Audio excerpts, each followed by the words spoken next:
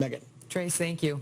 Joining us now, the man behind Michael Moore in Trumpland, documentary filmmaker and best-selling author Michael Moore. Michael, great to see you again. Thanks for having me on. So the real zinger at the end of this clip is you say that everybody, when they vote for Trump, they're going to find out after a few months in office that President Trump wasn't going to do a damn thing for them. It will be too late to do anything about it. You've done it. You've sent the message. Good night, America. You've just elected the last president of the United States. What does that mean? That means that, well, first of all, when I said doctor, they cut me off right after I said, oh, and it'll feel good after you vote for him. And then the next line is for a day, maybe a week. But when you find out that your life isn't going to get any better under President Trump and probably will get worse, that's when you're going to realize what the Brits have realized now. That whole thing is the wind-up to your ultimate hit. Yeah, it's a wind-up. They only show the wind-up. You're being duped. That's your argument. But why? And what do you mean he'll be the last president? He's going to blow up the world? Is that your, what are you saying? I mean, what I'm saying by that is if we elect Donald Trump as president of this country, it won't be the same country after 4 years.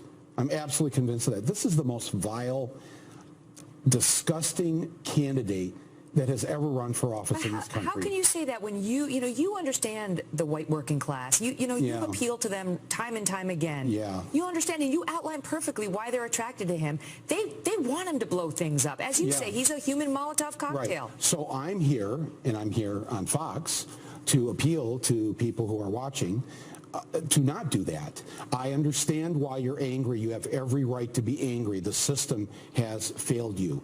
But he is not the solution to this. And I make the case in the film. The film is a sort of a humorous love poem to Hillary Clinton because I think I can hear the ticket sales now. Yeah, well, it's been #1 on iTunes since last Friday. Thanks to Trump. Yeah, well, it was #1. Then The Walking Dead took over.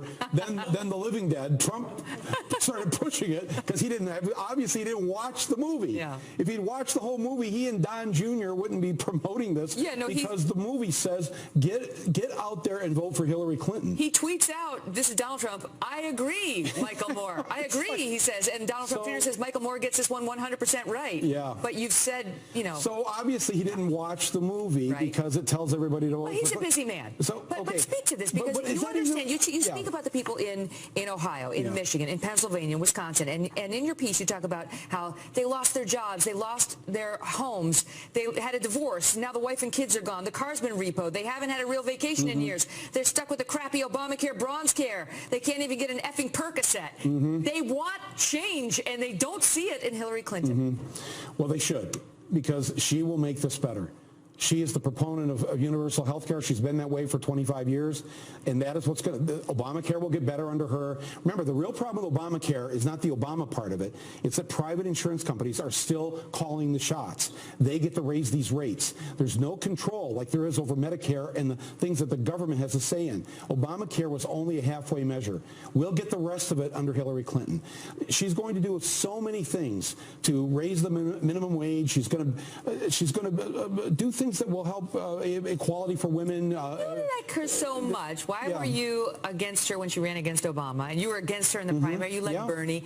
You seem to be like a reluctant Hillary supporter. Am I wrong? Yeah, I was a reluctant Hillary, yes, because she voted for the war. I thought she was too cozy with Wall Street. I supported Bernie. I supported Obama 8 years ago. And what about all the WikiLeaks disclosures? Do they bother you? No. You're a lefty. No, not at all. You don't care about the Clinton cash and... No, I care about women should be paid the same as men. I care about the polar ice caps melting. I care about the big issues.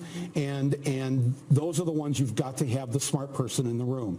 And though I may not agree with her on all these issues, that's not really the point anymore. The point is that we have a choice between somebody who is smart, who has a heart, who's going to stand up for kids and for families and for working people, and we have a billionaire who just says these things, trying to pretend that he cares, and just the con with me right now, just the con that where they've taken a piece of my movie and put it out only half of that little clip out there. Do you think it's knowing? You think it's knowing, or is it an error that they haven't? Well, there's no error. No, it's either one. It's either they're dumb, and I honestly don't think they are.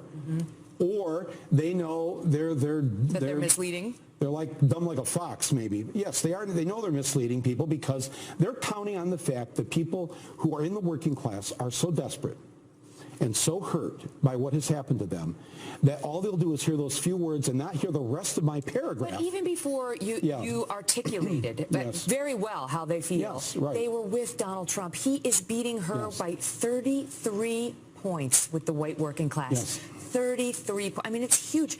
They are attracted not just to the messenger, but to the message too. Yes, that's and sad. But you know how they feel. This is the way many Republicans and what we know about these folks is many of them feel like disenfranchised Republicans. Is they're sick and tired of people talking down to them and telling them they're too stupid to understand what's good for them. Exactly, and they're not irredeemable. No human being. They're not deplorable, and they're not all racist. Racists are deplorable. But you're right. They're not irredeemable. No human is irredeemable. Michael Moore thinks he's smarter than me. He's basically telling me I'm too stupid to realize I shouldn't support Trump. No, well, I get it. I've been watching Trump, and they're saying I love him. I don't care what Michael Moore's trying to tell me. And what I'm saying is I understand you've been abused.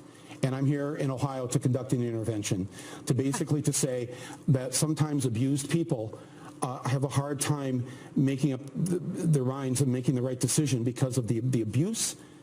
And the attack on the working class has been so intense over the last couple of decades that I understand why there's a lot of confusion here. And Trump is a huge ball of confusion in this. And it seems like he's going to be your human hand grenade that you're going to get to toss in there. When Trace pointed out there about the legal terrorists, it's that actually what I had said is that there is a legal way on November 8th to do what Trump says he's going to do, blow up the system. You can participate in that by going in there and handing the hand grenade to Donald Trump. I think that's a risky proposition. I think it's a dangerous thing to do. And I think that you're not going to be better off with this billionaire who's never spent a day in his life worrying about you, caring about you, doing anything for you. If they see it and they find out that it's not a pro-Trump film, they're smart enough to realize this is information. I'll take this point of view and I'll make up my own mind, as they will do in. Yeah, but he's lied to them, and I'll already have their $5, and I want to give it back to them. Well, go for it. I don't know how to do that. You can give it to me, and I'll make sure it gets to them. Trust me. Okay, I gotta go. Michael Moore.